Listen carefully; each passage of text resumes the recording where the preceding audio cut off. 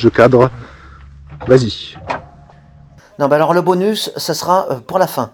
Les koalas risquent de disparaître. Quelle catastrophe pour notre globe. À cause de cela, les montagnes vont s'effondrer, les océans engloutir nos villes, Hélios s'éteindre. Bref, c'est la fin du monde programmée, à en croire les avis alarmistes des amoureux des herbes folles. Raoni avait raison. Les activités humaines sont néfastes pour le globe qui se venge et la seule manière d'éviter la catastrophe cosmique, c'est que nous retournions, nous, les 8 milliards d'humains, végéter dans les cavernes en harmonie avec les animaux sauvages. Ainsi, les koalas seront sauvés. Bref, en cette époque de dérèglements intellectuels, la folie s'empare du bipède épris de verdure.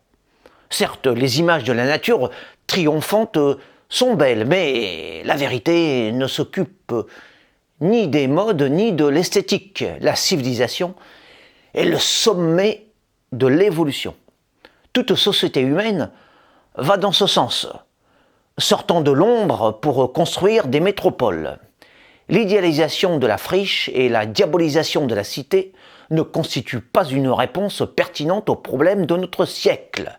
L'écologie ne doit devenir ni une religion, ni un but, mais un banal moyen.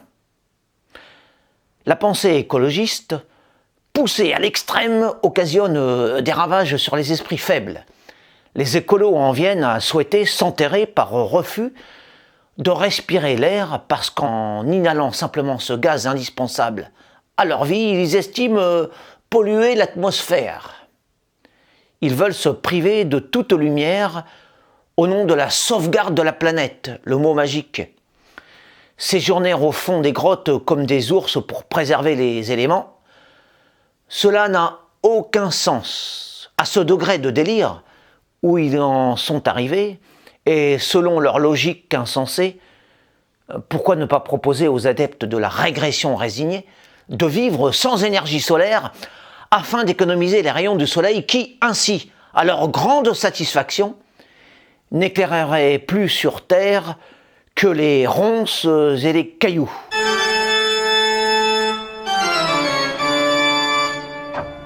On va sauver la France. Du moins, je vais essayer. C'est pas gagné, hein. En avant avec Zemmour. Zemmour.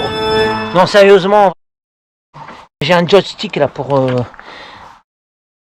anti-gaucho, pour un laser anti-gaucho. On va zigouiller du gaucho. Allez, hop, en avant la France. En avant Zemmour. Vous m'avez manqué. Qu'est-ce qu'elle a dit, Pécresse? Tu l'as pas vu l'analyse de Stéphane Édouard? Non. Et comme moi, il l'a trouvée touchante. Dans sa fragilité, dans sa naïveté. Ah, bon. Si on n'a pas réparé la France, on aura quand même essayé. À coup de... On va écraser tous les... On va transformer Macron en crêpe. Ah, on va en faire des macarons, des crêpes de macarons. Ah, l'opposition, voilà. Attends, mais tu le ouais. Mais ça vaut pas grand chose ce que je dis. Ça vaut pas grand chose.